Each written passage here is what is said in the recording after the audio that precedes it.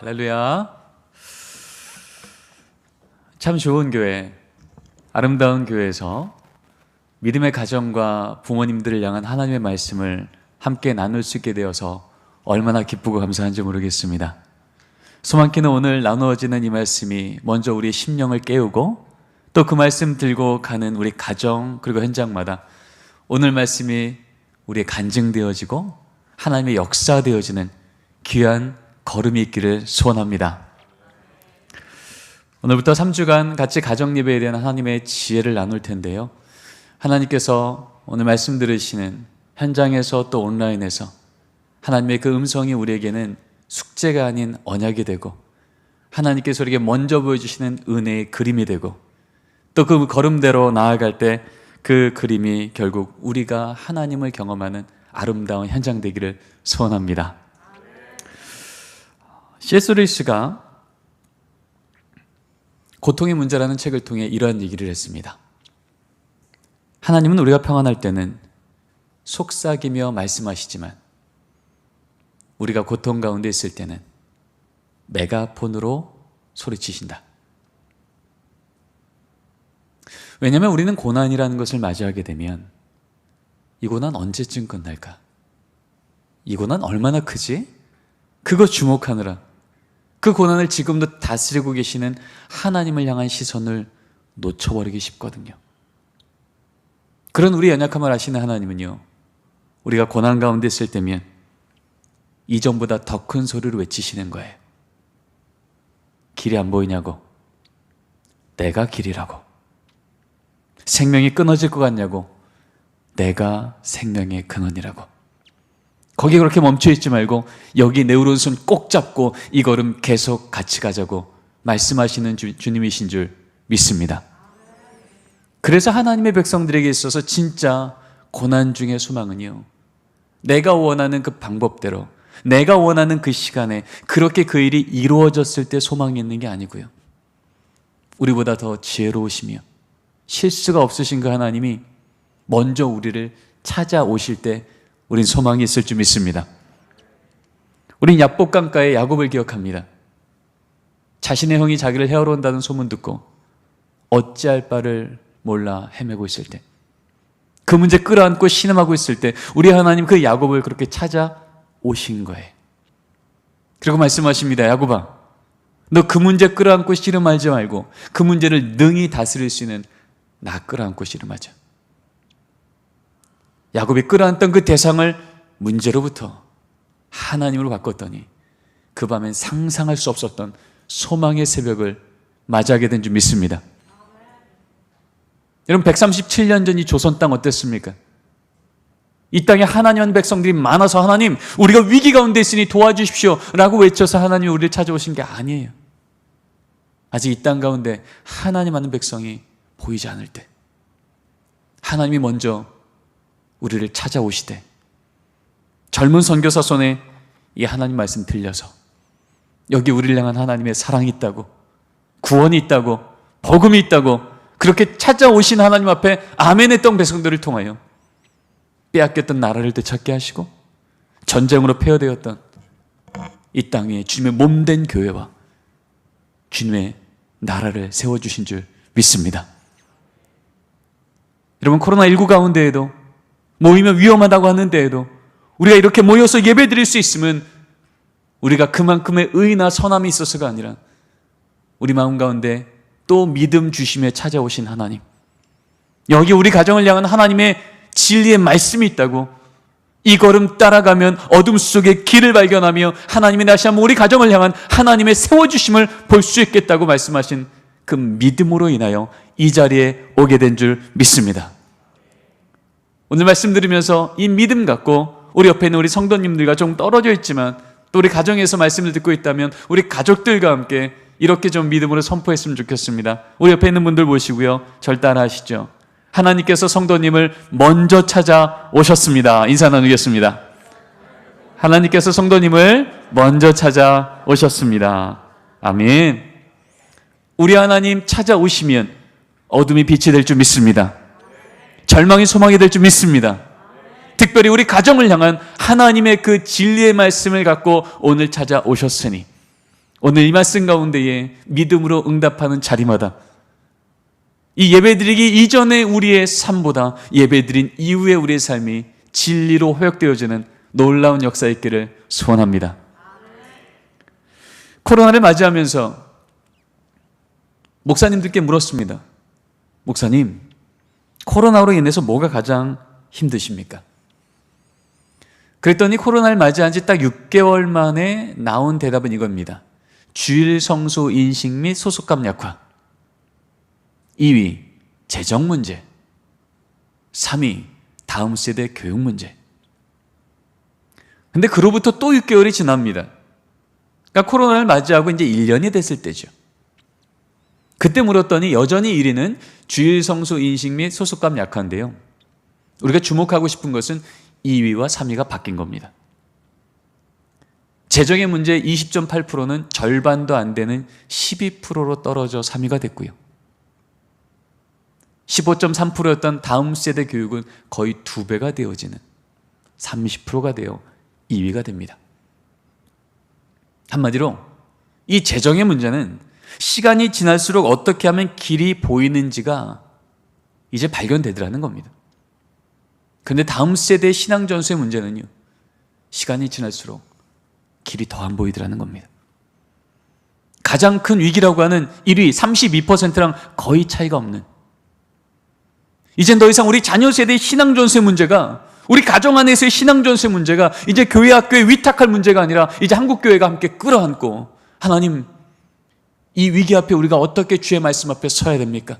하나님의 진리의 말씀과 방법은 무엇입니까? 이제는 모두 함께 끌어안고 답을 찾아가며 주의 지혜를 구해야 될 줄 믿습니다. 하나님께서 지금 우리에게 메가폰 잡고 외치시는 거예요. 우리 자녀의 문제, 우리 다음 세대 신앙의 문제, 이제 이것은 더 이상 어딘가 위탁할 문제가 아니라 믿음의 부모 세대가 끌어안고 하나님 앞에서 응답해야 될 때라고. 이렇게도 물어봤습니다. 목사님, 지금 우리 다음 세대가 자꾸 교회를 떠납니다. 무엇부터 회복해야 우리 자녀 세대들이 신앙을 회복하겠습니까? 거긴 여러 가지 대답들이 있었습니다. 교재 좀 바꿔볼까요? 건물 좀 보완해볼까요? 재정 좀 늘려볼까요? 다 맞습니다. 근데 그것과 비할 수 없는 1위가 나오는데 그것이 바로 부모 세대를 향한 교육과 훈련이었습니다. 특별히 30대에서 40대, 딱 우리 교회 학교 나오는 아이들의 부모님 세대를 말하는 겁니다. 그런 왜 목사님들은 많은 이유들이 있지만 무엇보다 믿음의 부모님들이 하나님의 말씀 갖고 다시 한번 교육받고 갱신되지 않으면 우리 자녀 세대들이 하나님 앞에 나오는 길이 보장되지 않는다고 했을까? 우리 애들이 이렇게 대답했기 때문입니다. 얘들아, 너희들 삶 속에, 특별히 너희들 신앙에 가장 크게 영향을 준 요소가 뭐니? 라고 물어봤어요. 예수 믿는 중고등부 아이들 500명을 대상으로 물었습니다. 그랬더니 2014년도에 물었을 때요, 1위 어머니 47.2, 4위 아버지 9.8. 한마디로 우리 아이들이요, 저 부모님인데요 라고 말하더라는 겁니다. 그로부터 2년이 지납니다. 그러고 물었더니 여전히 어머니는 1위 52.4, 4위였던 아버지는 2위로 등극합니다. 57%였던 부모의 영향력은 이제 70%에 육박합니다. 그리고 코로나를 맞이하면서 딱 6개월 전에 다시 한번 물었습니다. 지난 여름에 물었더니 이렇게 대답합니다. 어머니 1위 54%, 아버지가 2위가 똑같은데 이제는 33%까지 올라갑니다. 여러분, 중고등부 아이들에게 있어서 부모님이 가장 큰 신앙의 영향력이라면 57%, 70%, 이제 80%를 넘고 있다면 우리 아동부는 어떨까요? 더 높겠습니까? 적겠습니까? 더 높죠. 영유아 유치부는요, 부모님이 이번 주에 손잡고 교회 오지 않으면 이번 주 교회 올 방법을 알 수도 없고 교회를 올 수도 없는 영, 유아, 유치부요. 절대적이죠. 그래서 궁금해졌습니다. 그렇게 절대적으로 우리 다음 세대에게 신앙을 전수하는 그 부모님들은 과연 지금 우리 아이들에게 어떠한 영향을 주고 있을까? 우리 아이들은 우리 부모님이 영향 줍니다라고 말하는데 과연 그 부모님들은 우리 아이들에게 어떤 영향을 주고 있을까? 지난 여름에 우리 아이들 신앙으로 양육하고 있는 기독부모 1,500명을 대상으로 물었습니다. 부모님, 매주 교회를 나오시며 자녀들을 교회 학교 보내시고 계시지요. 혹시 그 자녀들을 양육함에 있어서 여기 4가지 정도의 큰 양육의 영역이 있습니다. 이 4가지 영역 중에 어떤 것을 가장 우선순위로 지금 양육하고 계십니까를 물었어요. 유치부에서 중고등부까지 보내는 기독부모 1,500명을 대상으로 물었죠. 인성교육, 지성교육, 진로교육, 신앙교육. 다시 한번 말씀드리면 지금 이 설문에 참여한 부모님들은요 모두 다 교회 학교에 자녀를 보내고 있으며 본인은 기독 부모라고 정체성을 갖고 있는 분들이셨습니다. 그런데 결과는요 충격적이었습니다.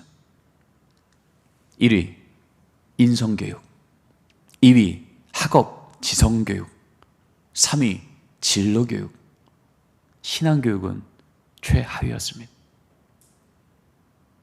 스스로 지금 말하고 있는 거예요. 신앙교육 중요한 건 알겠는데요. 그래도 지금 대학은 들어가요. 신앙교육 중요한 건 알겠는데요. 그래도 우리 자녀 그 직장은 좀 들어가요. 그렇게 지금 기독부모들이 우리 자녀를 키우고 있다고 스스로 리포트하고 있더라는 겁니다. 여러분 이런 상황 아니겠습니까? 중학교 2학년짜리 딸아이 기말고사 기간이에요. 분명히 주일 아침 10시 중등부 예배 시간인데 엄마 집사님이 교회가 아니라 학원 앞에 딱 내려주면 얘기하는 거예요. 혜인아, 이번 기말고사 얼마나 중요한지 알지? 열심히 공부해. 엄마 열심히 기도할게. 그리고 돌아서세요. 돌아서서 어디로 오세요? 교회로 오세요. 교회 와서 뭐라고 기도할까요? 하나님, 이번 우리 딸 좋은 성적으로 하나님께 영광 돌리게 해주세요. 간절히 기도합니다.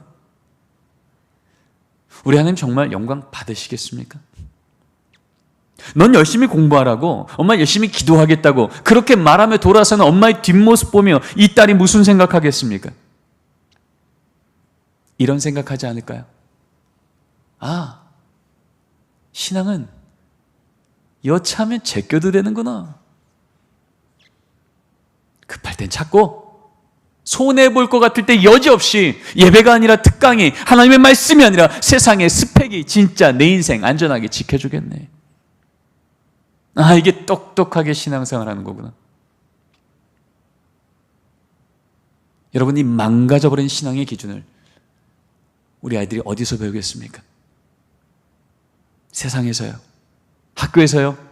학원에서요? 아니요. 예수 믿는 부모의 등을 통해서. 여러분, 그렇지 않고서 어떻게 가장 최근 발표되어진 우리나라 한국갤럽을 통해 발표된 예수 믿는 부모 세대 17%. 근데 가장 대표적인 선교 기관을 통해서 발표되어진 우리 중고등부 아이들 3.8%. 어떻게 이게 가능하겠습니까? 시대가 악해져서 그렇다고요?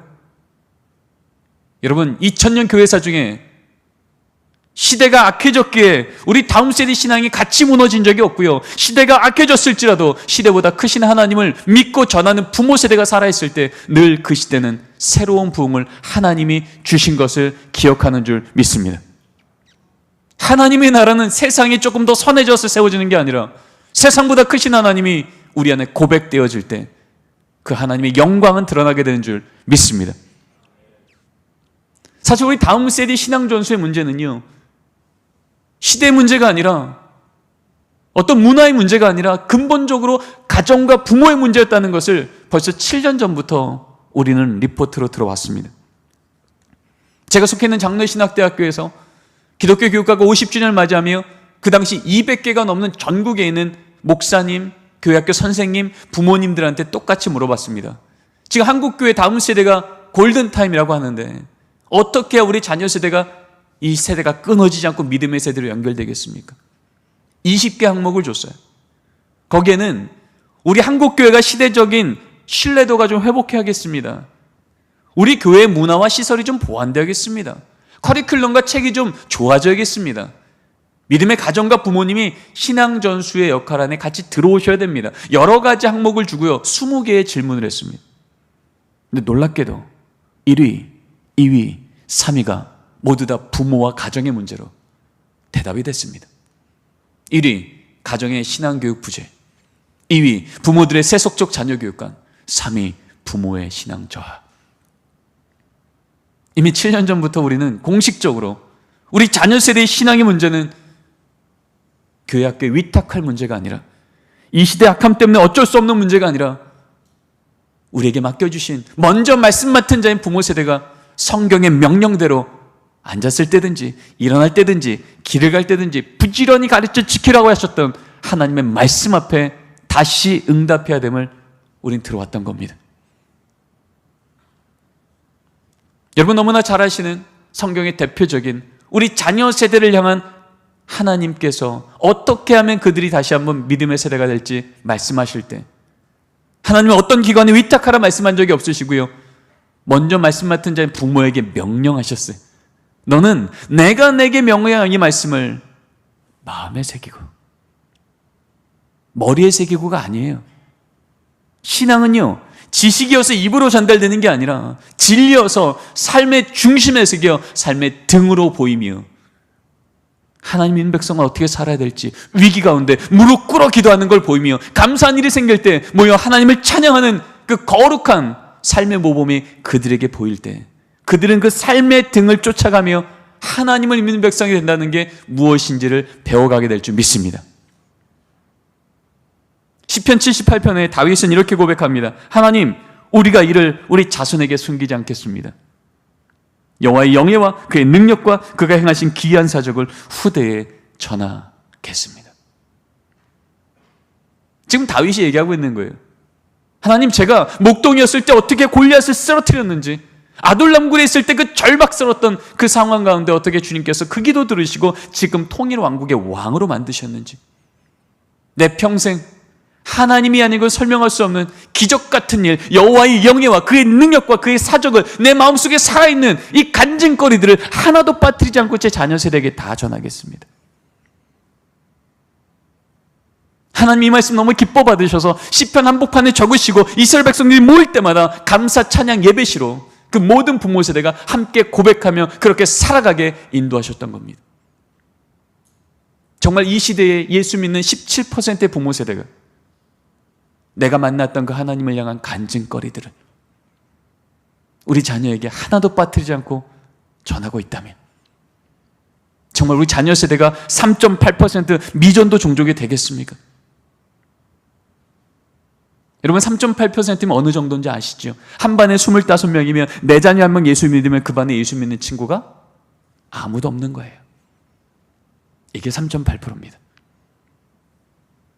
우리 주일날 아이가 예배 드리고 이제 학교 갔으니 이제 그리스도인으로 살겠지라고 하지만, 여러분, 그렇게 만나는 세상은 어떤 세상이라고요? 이 아이가 점심 급식을 타고 하나님 오늘도 일용할 양식 주셔서 감사합니다, 두 손 모아 기도하는 기독교인의 가장 기본의 이 걸음을 시작할 때 그 반에 같이 기도할 친구가 아무도 없는 거예요. 외롭게 버티며 그렇게 살아내야 우리 아이들이 신앙을 지킬 수 있는 세상 속에 지금 살아가고 있는 겁니다. 얼마 전 총회를 통해서 발표되어진 한국교회 안에 있는 청년 세대 분포율 2.19%. 100명 중에 2명밖에 보이지 않는 이 시대에 믿음 갖고 살아가고 있는 게 지금 우리 자녀 세대의 현실이라는 겁니다. 신약 성경의 가장 대표적이었던 우리 자녀 세대를 향한 하나님의 명령, 그들을 믿음의 세대로 세우기 위해서 부모 세대에게 하셨던 명령, 내 자녀를 노엽게 하지 말며 주의 교훈과 훈계로 양육하라. 한마디로 성경 가르치고 기도 가르치라는 거예요. 여러분, 이것은 교회학교 선생님께 주신 말씀이 아니라 믿음의 부모님께 주신 말씀입니다. 그런데 언제부턴가 믿음의 가정 안에서조차 우리 자녀가 묻잖아요. 어머니, 이 말씀 무슨 뜻이에요? 아버지의 기도 어떻게 해야 돼요? 아유, 교회학교 선생님이 전문가시죠. 물어봐. 아유, 목사님, 전도사님이 전문가시지, 물어보거라. 여러분, 성경은 그렇게 말한 적이 없어요. 적어도 내가 하나님을 만난 믿음의 부모라면 어려서부터 내가 성경을 알았나니 누가 가르쳤을까요? 당연히 부모죠. 일주일 168시간 중에 1시간 교회 학교에 앉혀놓으면 알아서 책임져 주겠다라고 말씀하신 적이 한 번도 없으십니다.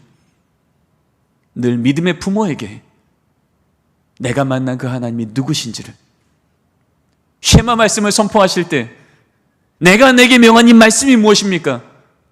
바로의 물을 눈앞에서 꿀리셨던 하나님, 홍해를 마른 땅처럼 건너가게 하셨던 하나님, 40년을 구름기둥과 불기둥으로 인도하셨던 그 살아있는 하나님, 아침이면 만남의 추라기를 먹이시며 그렇게 나의 삶을 인도하신 그 하나님을, 그 사신 하나님을 우리의 삶의 등을 통해서 자녀에게 보이라고 말씀하신 그 하나님. 여러분, 그 자녀 세대가 이제 가나안 땅 들어가서 경험하는 세상은 어떤 세상이에요? 만나 매출하게 안 떨어집니다. 구름기둥 불기둥 안 보입니다. 홍해 마른 땅을 건너간 경험을 못했습니다. 이방민족 7민족이, 7족속이 눈에 보이는 우상을 세워놓고 이 우상대로 섬기한 이 인생이 보장될 거라고 말하는 그 세상 가운데 눈에 안 보이는 하나님 믿고 그들과 영적 전쟁을 치러야 될 게 그들의 자녀 세대인 것을 아셨기에 우리 하나님 말씀하시는 거예요.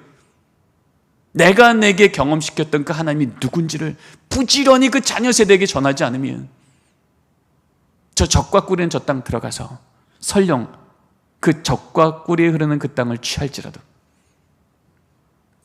그 땅이 하나님이 주신 복의 땅이라는 건 알지 못할 때 그 적과 꿀이는 땅, 그 땅 내가 조금 더 취하겠다고 민족끼리 싸우고 형제끼리 싸우고 하나님 주신 그 복이 또 다른 우상이 되어 주소만 바뀌어버린 애굽 땅 될 것을 아셨기에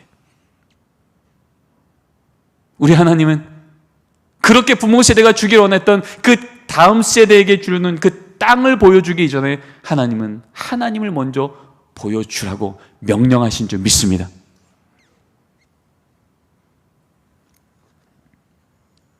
(2000년) 교회사는요, 시대는 여전히 예수 믿는 게 손해라고 하고 시대는 악해져서 교회가 점점 위축되는 것이 상식이라고 하는 그때에 믿음의 부모 세대가 오늘 주신 이 말씀 앞에 강력하게 응답할 때 어떻게 다음 세대가 그 시대마다 강력한 믿음의 다음 세대를 세우셨는지를 우리에게 일관적으로 말하고 있습니다. 2000년 전 초대교회입니다. 성 크리소스톰, 알렉산드레 클레멘, 성 어거스틴. 여러분 들어보셨을 만한 초대교회 교부요, 담임 목사님이요, 성경학자들입니다. 근데 그들이 목회할 때 썼던 목회 지침서를 보면 공통적으로 적혀있는 말씀이 이것입니다. 예수 믿는 가정이라면 가정 안에서 거룩한 의례를 실시하십시오. 여러분, 거룩한 의례가 뭘까요? 예수님 믿지 않는 집안에서는 보이지 않는 구별되어지는 삶의 패턴이 있어야 된다는 거예요.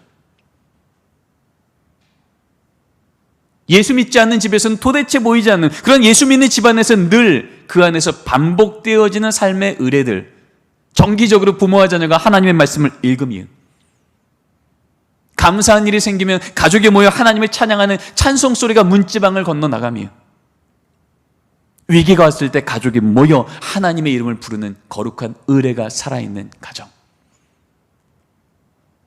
여전히 세상은 로마가 득세하고 있는데 우리 하나님께서 그 믿음의 부모 세대의 이 신앙의 걸음을 보시고 1000년의 로마를 무너뜨리시사 그 땅에 주님의 몸된 교회를 능력 있게 세우신 줄 믿습니다. 여러분, 500년 전 종교가 어떻습니까? 1000년간 교회가 신음했잖아요. 타락했잖아요. 도대체 교회를 통해서 소망이 안 보였잖아요. 세상이 조금 더 밝아져서 믿음의 다음 세대가 세워진 게 아니라 여전히 세상은 무너져 있는데 오직 하나님의 말씀만 가지고 다시 교회를 갱신시켰던 종교 개혁자들, 마틴 루터, 존 켈빈, 지빙글리, 바로 이런 리더들, 담임 목사님들, 성경학자였던 이분들이요, 공통적으로 적어내었던 목회 지침서에는 이런 글이 함께 나오고 있습니다. 가정은 작은 교회요, 언약 공동체입니다. 가정은 작은 교회라는 거예요. 여러분, 교회는요, 여러 가지 사건이 반복해서 일어납니다. 모이고요, 교제하고요, 교육받고요, 봉사하고요, 섬기고요. 그런데 만약에 그 공동체 가운데 예배라는 사건이 딱 멈추는 순간 그곳은 교회 아닙니다. 지금 그 얘기하고 있는 거예요. 아무리 그 가정이 예수 믿는 가정이라고 할지라도, 성경책이 쌓여 있을지라도 그 가정 안에서 정기적으로 모여 하나님, 우리 가정의 주인은 하나님이십니다, 하나님의 영광 받아 주시옵소서, 이 고백이 멈춰 있으면 그 가정 예수 믿는 가정 아니라는 거예요. 1522년도에 마틴 루터가 가정예배 설교집을 발간할 때 이렇게 얘기합니다. 예수 믿는 가정마다 모든 부모는 설교자입니다. 여러분, 종교개혁 시절 때 설교자가 얼마나 큰 책임을 갖고 있던 자입니까? 얼마나 큰 무게를 갖고 그걸 지켜내야 되는 자였습니까? 그런데요, 마틴 루터 종교개혁자가 말하는 거예요. 내가 성경을 보니, 2000년 문헌들을 보니 적어도 성경은 예수 믿는 가정 안에서 부모의 책임은 하나님의 말씀을 자녀에게 전하는 거라고 선언하더라는 겁니다. 여러분, 설교자가 설교를 멈추기 시작하면 그 공동체는 갈 길을 잃어버립니다.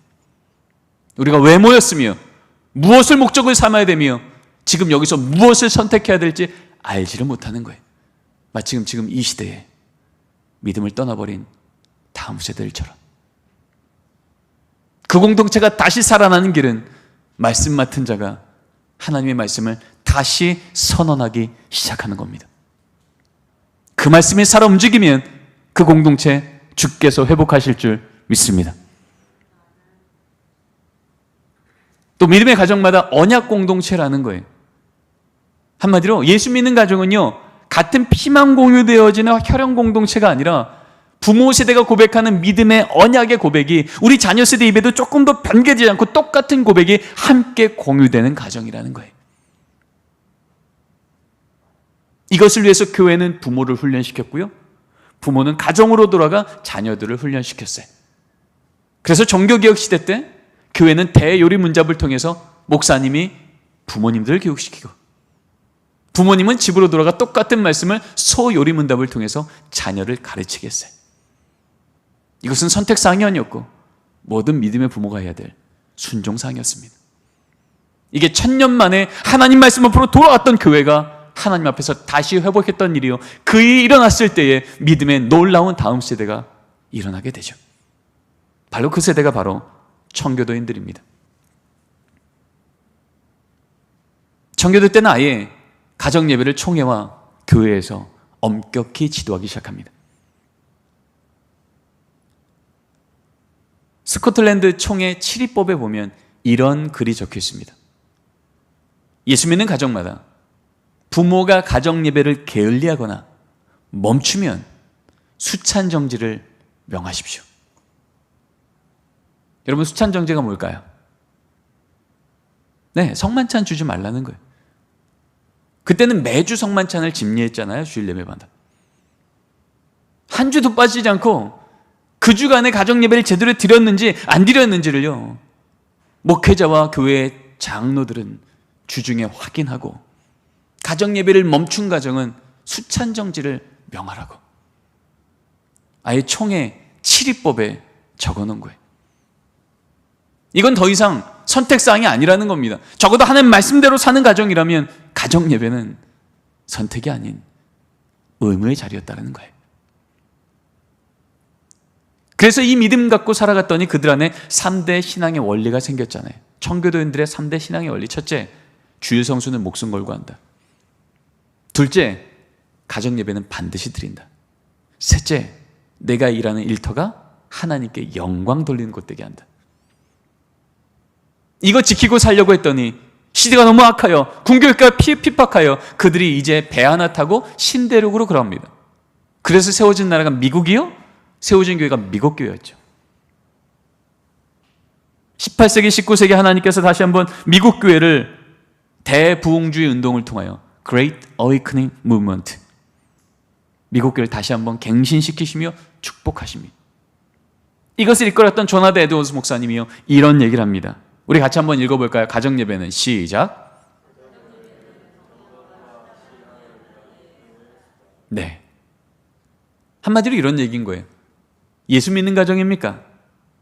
그리고 여러분의 가정이 경건하게 원하십니까? 여러분의 자녀가 신앙답게 원하십니까? 그렇다면 바로 그 은혜가 내려오는 means of grace, 그 은혜의 주된 수단이 뭐라고요? 가정 예배인 걸 잊지 말라는 거예요.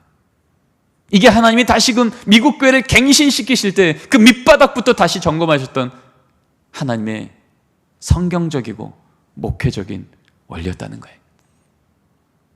시대가 아무리 타락해져도 믿음의 가정 안에서 내가 무엇을 기준 삼고 살아야 되는지를 그렇게 살아가고 있는 믿음의 부모와 함께 그 말씀을 고백하며 살아가며 기도하며 찬양하는 세대 가운데 하나님의 미국교회를 다시 한번 꼭 내려주시고 그 위에 경제와 문화와 재정과 모든 삶의 리더십을 주셨다는 겁니다.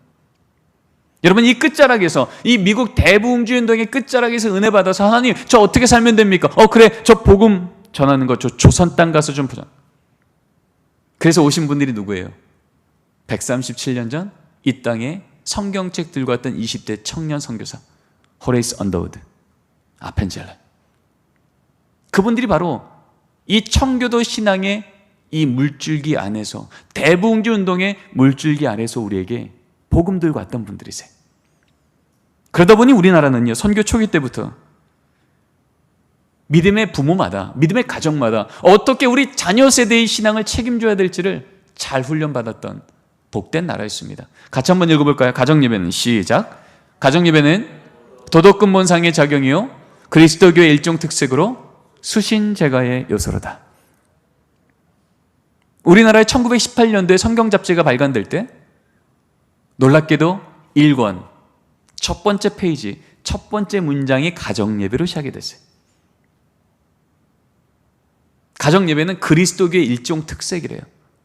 저 집안이 예수 믿는 집안인지 안 믿는 집안인지 가정예배에 있는지부터 보라는 거예요. 수신제가요, 나라 주체 뺏겨버린 그 시대 가운데 우리 집안이 다시 일어서고 우리 자녀가 다시 일어서는 그 길이 뭐라고요? 하나님, 이 나라는 망한 것처럼 보여도 하나님, 이 나라의 진짜 왕이신 하나님이 우리 가정의 주인 되시면 우리 자녀, 우리 가정 소망 있습니다. 그 고백하는 부모 세대 밑에 우리 자녀 세대가 믿음의 용장이 되어 나라를 되찾게 하시고 전쟁의 폐허 위에 주님의 몸된 교회를 세우는데 주전선수로 주께서 세우신 줄 믿습니다. 이제 나의 한 장 좀 넘겨주시면요. 이제 나의 1922년도 조선예수의 장로의 헌법에 이렇게 기록이 됩니다. 같이 한번 읽겠습니다. 시작. 가정예배는 집안마다 반드시 힘쓸지니 아침과 저녁으로 기도하며 성경 보며 찬송을 할지니라. 여러분, 이제는 헌법입니다.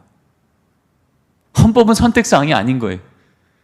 적어도 우리 교회가 조선예수교 장로에 속해 있는 교회라면, 적어도 우리 가정 가운데 예수 믿는 부모가 한 분이라도 세워져 있다면 가정예배는 집안마다 가급적 힘쓸지니도 아니에요. 반드시 힘쓸지니. 이게 우리가 배웠던 성경적 기준이요, 우리가 받았던 신앙의 유산이라는 겁니다. 성경을 보아도, 2000년 교회사를 보아도, 그리고 지금 이 목회적 상황을 봐도 마스크 끼지 않고는 모일 수 없고, 이제 모이면 위험하다고 하는 이때에 세상 핑계 삼지 않고 언제 코로나 끝나나 이거 묻지 않고 마스크 벗고 마음껏 내가 만난 하나님을 정기적으로 우리 자녀들에게 전할 수 있는 유일한 대면 신앙 공동체, 어디죠? 가정입니다. 하나님은 이 길을 선명하게 열어놓으셨는데 우린 과연 그 앞에 어떤 응답을 하고 있을까요? 오늘 주신 말씀, 성경에 너무나 많은 가정예배에 대한 본문들이 나오고 명령들이 나오지만 그 중에 믿음의 조상 아브라함에게 주셨던 그 신앙의 첫 걸음부터의 점검사항을 같이 보기로 합니다. 같이 한번 읽겠습니다. 그가 처음으로, 시작. 그가 처음으로 제단을 쌓은 곳이라 그가 거기서 여호와 이름을 불렀더라. 아브라함의 이른 롯도 양과 소와 장막이 있으므로. 여러분, 너무나 잘 아시는 말씀이에요. 하나님께서 메소포타미아 땅에 있던 아브라함을 부르셨어요. 아브라함아, 내가 너로 인하여 큰 민족 이뤄줄게. 한마디로 내게 자녀 주고 너희 집안 명문 가문으로 세워줄게. 그리고 하나님께서 명령하시죠. 내가 내게 지시할 땅으로 가거라. 그래서 지금 가나안 땅으로 가고 있는 중입니다. 아직 도착도 안 했어요. 근데 하나님께서 그 첫 걸음부터 점검하셨던 것이 있었습니다.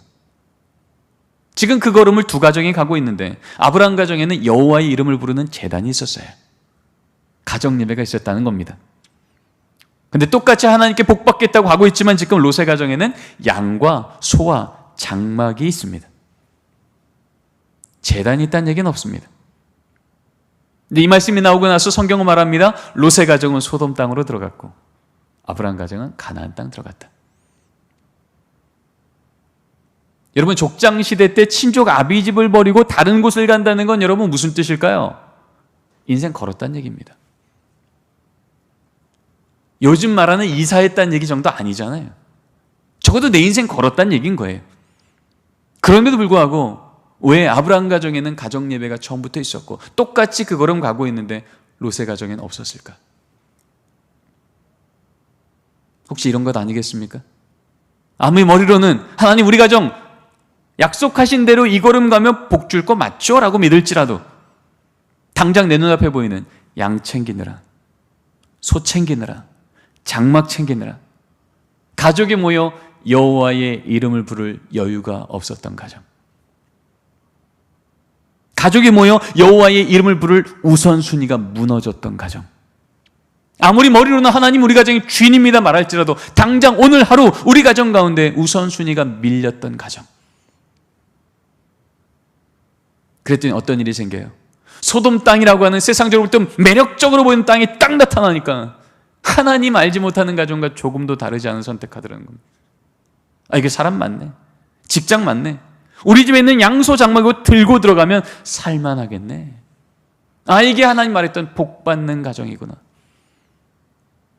하나님 없이 복처럼 보이는 것 쫓아 들어가다가 망할도성으로 들어가는 롯의 가정과 복이신 하나님을 늘 마음에 모시며 걷는 걸음마다 정기적으로 멈추어 하나님 여기까지도 하나님의 은혜셨습니다. 앞으로도 주께서 인도하시는 걸음을 따르기로 합니다. 그렇게 해서 갔더니 여러분 가나안 땅 들어가자마자 기근이었잖아요.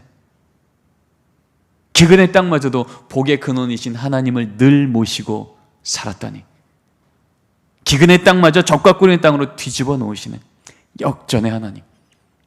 하나님 알지 못하는 가정들마다 도대체 당신의 가정은 무엇이 있길래 이렇게 복받는 가정입니까? 물어보는 가정.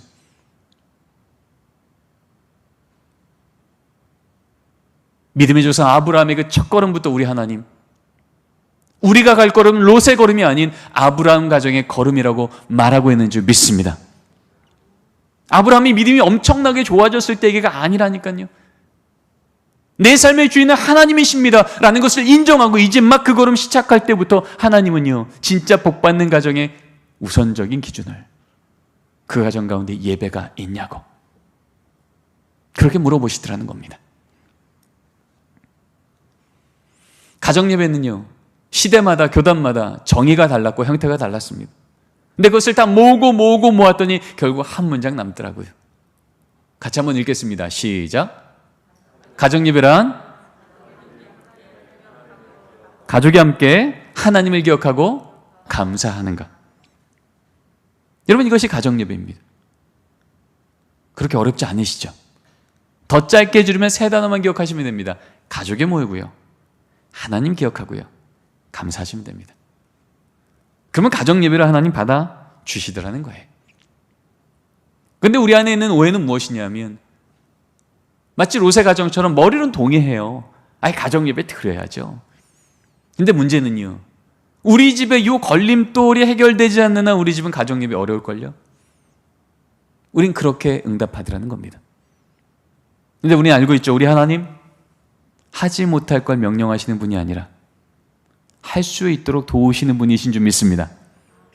도대체 내 눈으로 볼 때 저거 해결되지 않으면 안 될 것 같은데 하나님이 한번 해보란 말씀하시니 하나님이 도와주시면 해볼게요.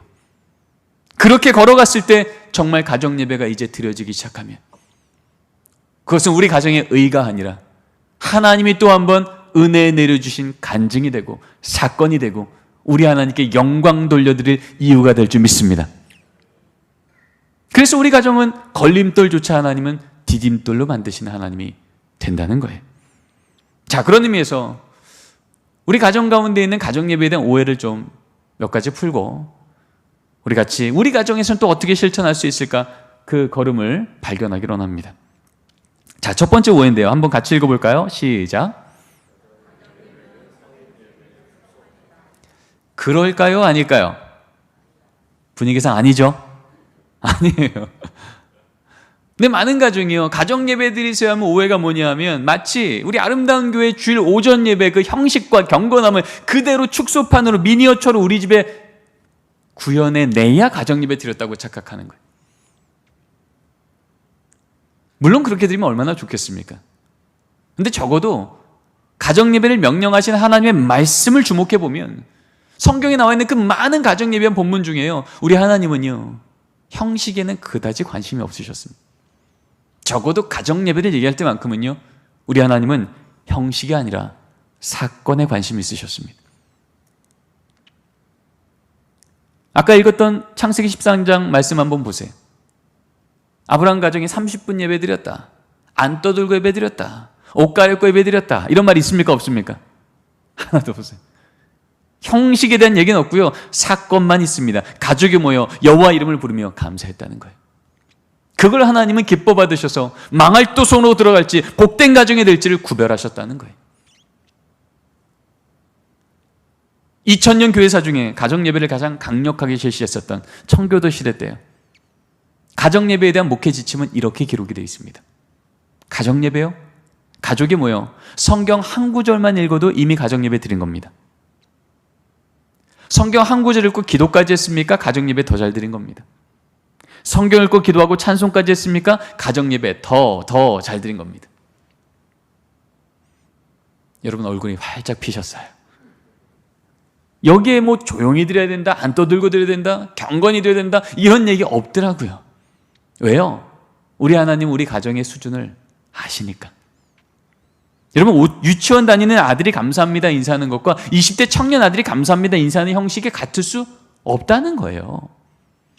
적어도 그 부모가 그래 막내는 유치원생, 첫째는 20대 아들, 그러면요 그 모습 그대로 다 기뻐 받아주시며 그 관계가 더 친밀해지고 그 기쁨을 다 받아주시는 게 아버지가 된다는 겁니다. 우리 하나님 우리 가정의 수준 아실 줄 믿습니다. 걱정 마시고 우리 있는 모습 그대로, 그러나 중요한 건 뭐예요? 가족이 모여 하나님의 말씀을 기억하며 감사하는 이 사건만큼은 우리가 응답해야 된다는 거예요. 저희 집은 8시 반에 가정 예배를 지금 12년째 드리고 있습니다. 이제 3분 뒤면 저희 집에서 가정 예배가 시작이 되는데 12년째 매일 가정 예배 드리는 저희 집이지만 저는 단 한 번도 제 자녀가 저한테 예배 드리기 5분 전에 이렇게 하는 걸 본 적이 없습니다. 성경책 옆에 끼고 와서 아버님 가정 예배 드릴 시간입니다, 말씀 준비하셔야죠, 이렇게 하는 걸 본 적이 없어요. 늘 가정 예배 드리는 집이지만 지금도 그렇습니다. 거의 2, 3일에 한 번은 똑같은 질문이 예배 드리기 전에 늘 들리죠. 아빠 나 오늘 빼주면 안 될까? 아 나 오늘 숙제 많은데, 나 오늘 머리 아픈데. 여러분 그럴 때마다 제가 너 오늘 형식이 좋지 않아? 태도가 안 좋아? 좀 앉아봐. 다그치고 혼내고 교정하면 여러분 가정 예배 됐겠습니까? 가정 예배의 본질은 자녀를 부모가 원하는 형식대로 교정해 놓는 시간이 아니고요, 가족이 모여 있는 모습 그대로, 그러나 하나님의 주신 말씀을 주목하고 그 말씀의 하나님이 정말 우리 집의 하나님이라면, 역전의 하나님, 승리의 하나님, 지혜 주신 하나님, 회복하신 하나님이 진짜 우리 집안의 이번 한 주간의 하나님이 되신다면 우리 가정 소망이 있겠다고, 우리의 삶을 보는 태도가 달라지고 믿음의 응답이 달라지는 이 자리가 바로 가정 예배인 줄 믿습니다. 저희 집 매일 가정 예배를 드리지만 가정 예배 형식에는요 지금도 적응이 잘 되지 않아요.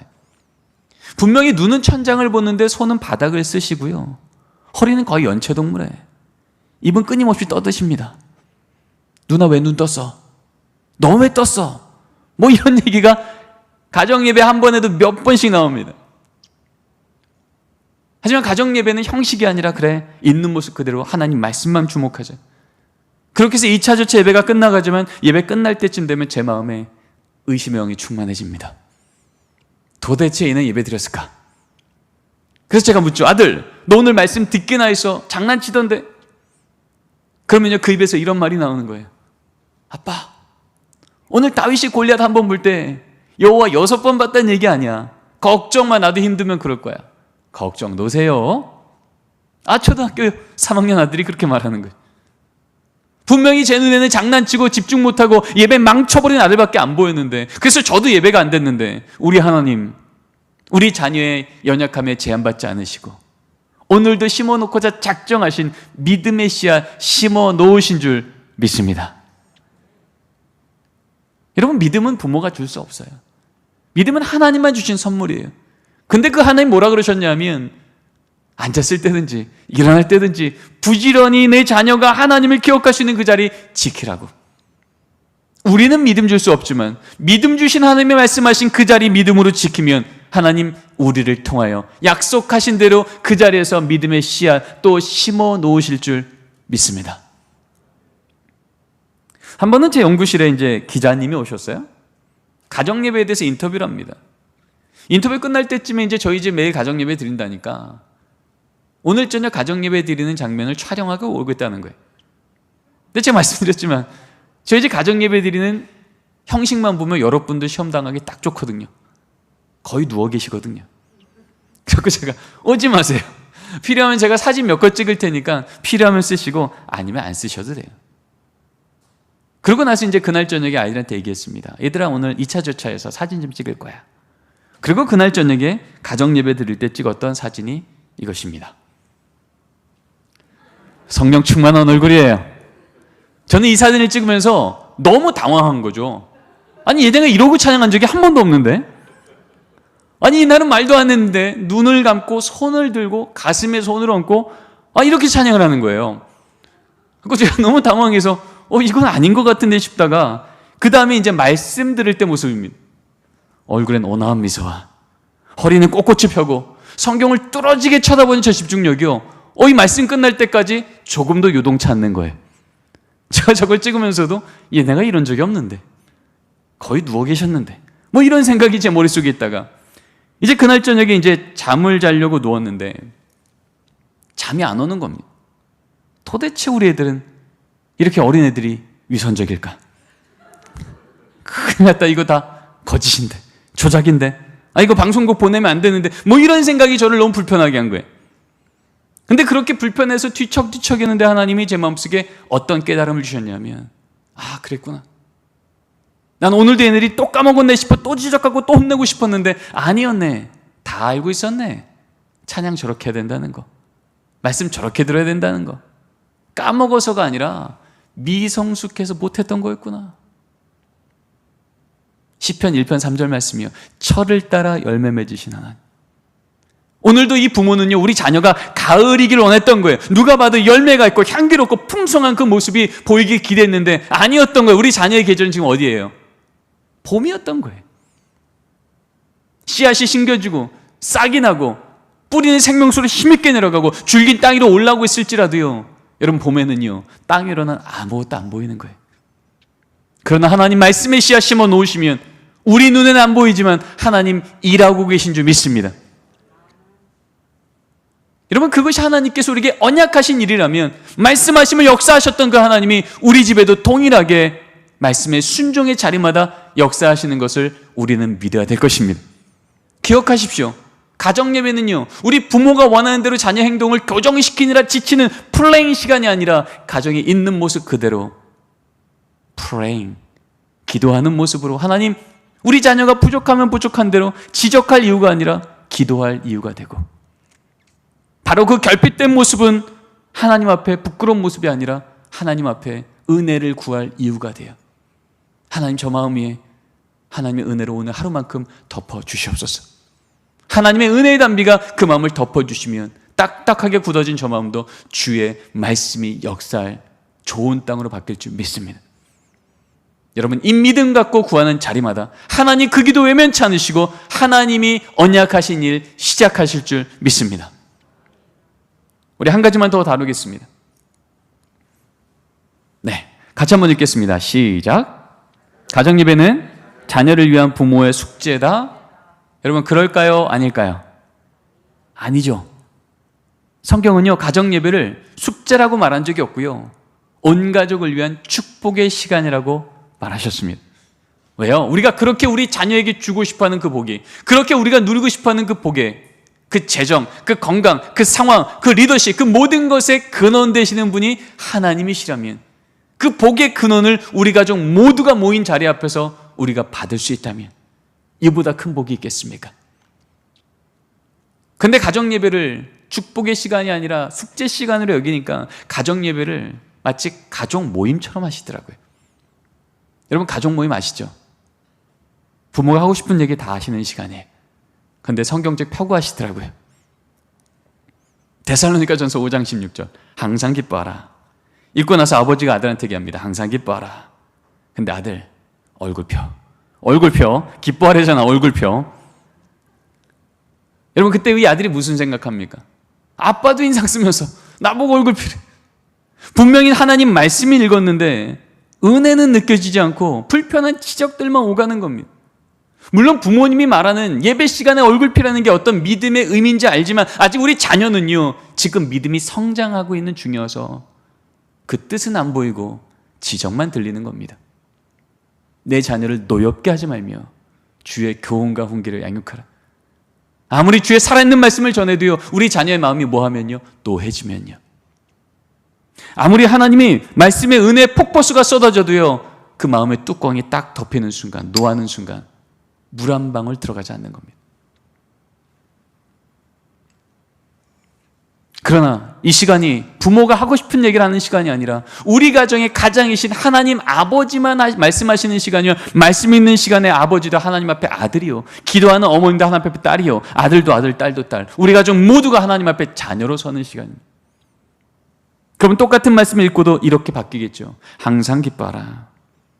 그리고 아버지가 아들한테 얘기합니다. 아들, 항상 기뻐하라는 말씀을 듣고 나니 네가 건강한 것만으로도, 네가 믿음 지키고 있는 것만으로도 기뻐하지 못했던 아빠가 부끄럽구나.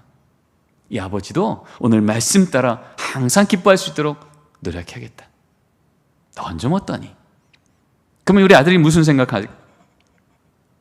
고수인데 그러겠습니까? 아니죠. 이거 괜찮네. 도대체 안 변할 것 같은 아버지도 성경 한 구절 앞에서 바뀌시네. 나도 내 인생 좀 바뀌었으면 좋겠는데, 나도 우리 아버지처럼 하나님 말씀 제대로 한번 만나 내 인생 좀 바뀌었으면 좋겠다. 말씀 읽는다는 게 무엇인지 눈앞에서 보지 않겠습니까? 어머님이 또 기도합니다. 하나님, 우리 집에 또 어려운 일이 생겼습니다.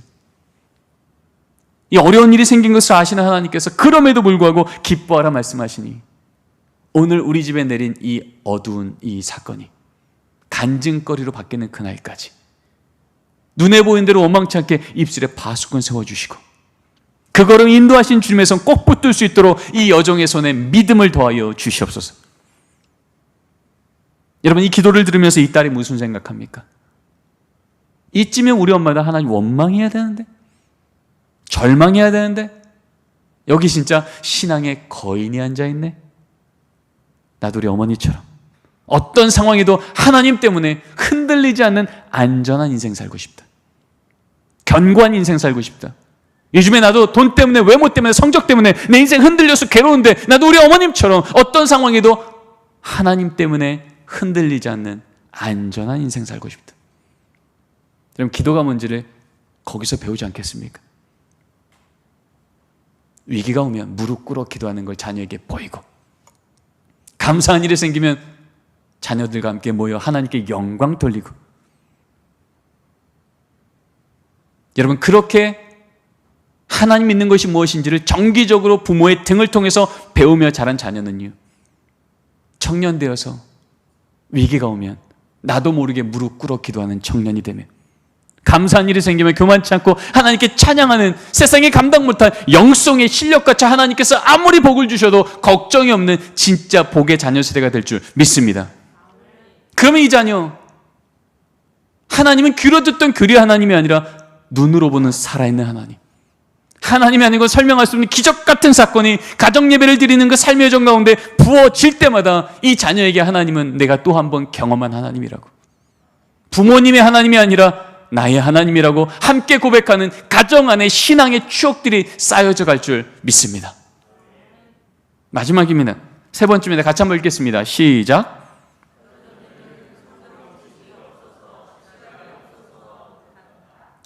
여러분, 그렇지 않습니다. 가정 예배는요, 시간 없어서가 아니라 시간 내서 드리는 겁니다. 시간 낸다는 건 정말 우리 가정 가운데 무엇보다 그것이 중요하다고 하는 공동체적 고백이 되기 때문에 그렇습니다. 바로 그 자리가 하나님이 기뻐하시는 예배의 자리예요. 바로 그 자리에서 말로만이 아닌 진짜 우리 집은 하나님이 주인 되시는 곳이네 라는 것을 삶으로 배워가는 거예요. 저희 집은 8시 반이면 가정 예배를 드립니다. 그런데 오늘은 제가 저희 집에서 가정 예배를 드렸을까요? 못 드렸을까요? 못 드려죠. 그러면 저희 집은 어떻게 12년째 가정 예배를 매일 드릴 수 있었을까요? 저 빼고 드리면 됩니다. 왜요? 그 시간에 제가 아름다운 교회에서 설교하느라 제가 가정 예배 못 드린 걸 누가 아세요? 하나님이 아세요. 그러면 저녁밥 먹을 때 제 아내가요, 우리 아이들한테 얘기합니다. 얘들아, 오늘 아빠가 아름다운 교회에서 말씀 전하시느라 가정 예배 못 들어오셔. 그럼 가정 예배 끝날 때요, 우리 자녀 2명 중에 1명은 이렇게 기도합니다. 하나님, 아빠 말씀 잘 전하게 하시고 안전하게 돌아오게 해주세요. 이 짧은 기도가 딱 선포되는 순간, 여러분, 제가 없는 그 자리는 뭡니까? 아버지의 부재입니까? 아니면 가족이 모여 그 자리에 없는 가족을 기억하며 중보하며 영으로 하나 되는 시간이겠습니까? 전자입니까? 후자입니까? 후자죠. 그 시간에 우리 남편이 일터에 있느라, 그 시간에 우리 자녀가 일터에 있느라, 학원에 있느라, 유학가에 있느라, 군대가 있느라 이 자리에 못 모이는 거 우리 하나님이 아신다면, 여러분, 그 자리에 지킬 수 있는 부모님 한 분만이라도 지키면, 우리 하나님, 그 자리 지키는 부모님의 그 기도를 통하여 하나님, 이 시간 우리 가족이 흩어져 있지만 하나님 그 자리자리마다 하나님 찾아가 주셔서 그 마음 가운데 믿음의 담대함 주시고 주님의 도우심의 손길 허락해 주셔서 그곳이 하나님께 영광 돌리는 곳 되게 하시고 매일매일 주를 더 알아가는 자리 되게 하여 주시옵소서. 우리 하나님 이 기도 외면치 않으시고 기도대로 역사해 주실 줄 믿습니다. 저는 공부하느라 8년 정도 미국에 있었습니다. 그때 청년 사역을 했죠. 벌써 10여 년 전 얘기입니다. 그 중에 청년들 중에 절반 이상이요, 고등학교 때, 대학교 때 미국 온 친구들입니다. 부모님을 만난 지 벌써 5년째, 6년째 못 만나는 친구들이 많아요. 그런데요, 그 친구들 중에 많은 아이들이요, 수요일, 목요일, 금요일쯤 되면 한국에서 연락이 오는 거예요. 핸드폰이건 이메일이건 문자건, 딸아, 이번 주 가정예배 시간에 기도해 주려고 그래. 기도 제목 뭐니? 아들아, 이번 주 아버지가 많이 편찮으셨어. 우리 집 가정예배 시간 알지? 토요일 밤 9시. 단 5분이라도 앉아서 우리 아버지 위해서 꼭 같이 기도하자. 지구저 반대편에 있는 가족인데요, 같은 시간에 같은 하나님께 같은 기도 제목 갖고 같은 믿음 갖고, 하나님 오늘도 우리 가정에 하나님이 주인이셔서 우리 가정은 이 어려움 중에도 소망 있습니다. 우리 가정은 하나님께 감사드립니다. 이 고백이 들려지는 그 가정마다 부모와 만난 지 몇 년째지만 매주 신앙의 교제를 나누며 하나님 우리 가정 가운데 어떻게 동행하시는지 신앙의 간증들이 우리 안에 아름답게 공유되어지는 믿음의 전수가 여전히 살아있는 가정으로 주께서 인도하시는 줄 믿습니다. 오늘 말씀을 정리합니다.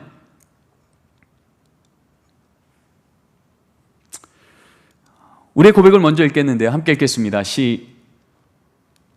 시작. 가정예배는 대안이 아니라 원안입니다. 가정예배는 형식이 아니라 사건입니다. 이제는 교회와 부모가 자녀 세대를 함께 양육해야 합니다. 자녀들이 우리 나이 되었을 때 우리보다 더 믿음 좋은 부모 세대로 교회에 섬기는 것을 보기 원합니다. 아멘. 여러분 모두 아멘 되십니까? 이 걸음은 어쩌다 우연히 되는 게 아니라 주의 말씀대로 순종하는 걸음마다 언약대로 주께서 이루어가실 줄 믿습니다. 그래서 오늘 들은 이 말씀 갖고 한 주간을 여러분 사시기를 권면하는데, 우리 이러한 주중 미션을 드리겠습니다. 자, 여러분 같이 한번 읽어볼까요? 1번입니다. 시작. 가족이 모여 오늘 하나님께 감사한 것 매일 나누기, 1회 인증사진 보내기. 여러분 인증사진은 여러분 담당 목사님께 보내시면 되고요. 한 번만 보내시면 되고요. 대신 가족이 모여 하나님께 오늘 하루 뭐가 감사한지, 가족이 모였죠? 하나님 기억했죠? 감사하잖아요.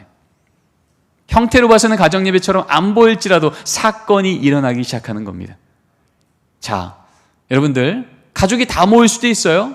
아니면 한 분만 그 자리에 지킬 수도 있어요. 중요한 것은 우리 가족이 모여 오늘 하루 하나님께 뭐 감사했는지를 함께 기억할 수 있는 그 자리 지켜보는 겁니다. 자, 두 번째예요. 함께 읽겠습니다. 시작. 자녀에게 매일 고백하기. 사랑해. 괜찮아. 잘했어. 여러분 이 세 단어는 구약 성경을 통해서 보여주시는 이스라엘 백성들이 헤맬 때마다 하나님께서 하셨던 말씀입니다. 너희가 내 법을 떠났을지라도 여전히 너희들 사랑한다. 괜찮다. 그리고 잘했다. 여러분 이 말씀 가운데 이스라엘 백성들은 다시 하나님 아버지 앞으로 돌아왔거든요. 우리 하나님 아버지가 그렇게 우리를 길러주셨다면 우리도 우리 자녀에게 이 단어를 써셔야 됩니다. 세 단어를 다 쓰셔도 되고요. 이 중에 한 단어만 쓰셔도 됩니다. 중요한 건요, 매일 이 단어를요, 자녀들과 혹은 부부끼리 그렇게 우리 나누면서 하나님 우리 가정 가운데 어떠한 소망을 주시며 격려를 주시는지, 정말 우리 가정은 작은 천국이라고 그렇게 고백하며 하나님이 주인 되심을 같이 발견하는 은혜가 있기를 간절히 소원합니다. 기도하시겠습니다. 주님 감사합니다. 아름다운 교회 가운데 믿음의 가정들마다 하나님의 말씀이 어떻게 가정 예배를 명령하셨고 그 말씀 앞에 어떻게 응답해야 될지 우리로 오늘 이 시간을 통해 듣게 하셨고 도전하셨습니다. 주님, 이것이 우리에게 숙제가 아니라 우리에게 주신 언약인 줄 믿고 우리의 능력만큼이 아니라 우리를 향하신 하나님의 계획만큼 우리 안에 역사하여 주시옵소서. 감사합니다. 예수님의 이름으로 기도드립니다. 아멘.